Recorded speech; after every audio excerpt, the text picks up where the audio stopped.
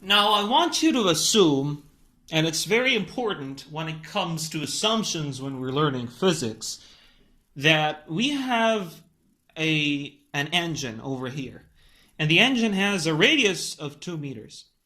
And so we have a radius over 2 meters right over here, and the engine is rotating. Now, what is going to be your answer when I say that this over here, you're looking at the face of the engine, and this is the blade. So we just have one blade, it's a poor blade. And what the blade is going to do, it's going to rotate around the whole thing. So it's going to go in this direction. But it's going to do it super fast because it's an airplane engine. And what we're required to do is find its speed. And so what is the velocity of this blade? So in order to answer that question, what we can do intuitively, just intuitively, we understand from the meaning of speed that speed is distance divided by time. And so we can say, all right, what distance over what time? Now, how are we going to do distance? Well, what we can say is if we know the distance it covers in just one cycle, and one cycle is this, so it moves like this, all over the circle and reaches its same position, this is going to equal one cycle. And so what is that going to equal? That is actually the circumference of the circle. So that's going to be 2 pi multiplied by r divided by how many seconds it took. I don't know how many seconds it took, but my engine is super fast, so it's going to be 2 seconds.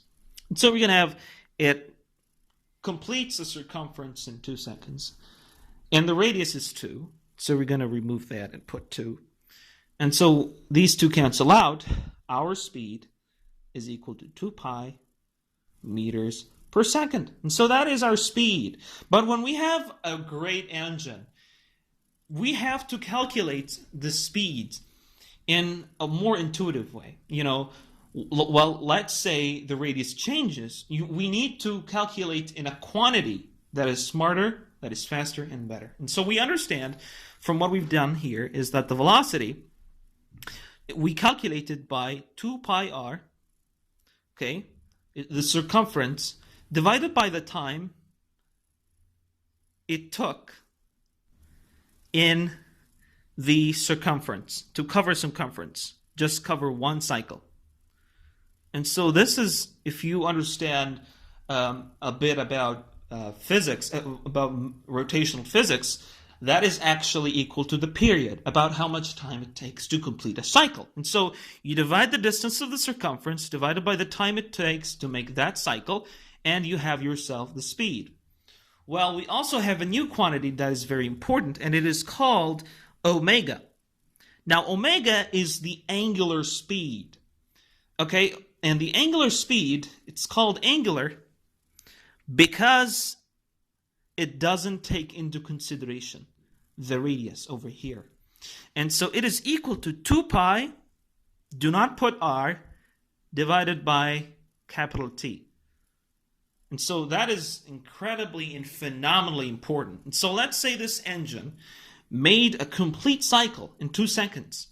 If we want to calculate omega, it is equal to 2 pi divided by 2, which is equal to omega is equal to pi.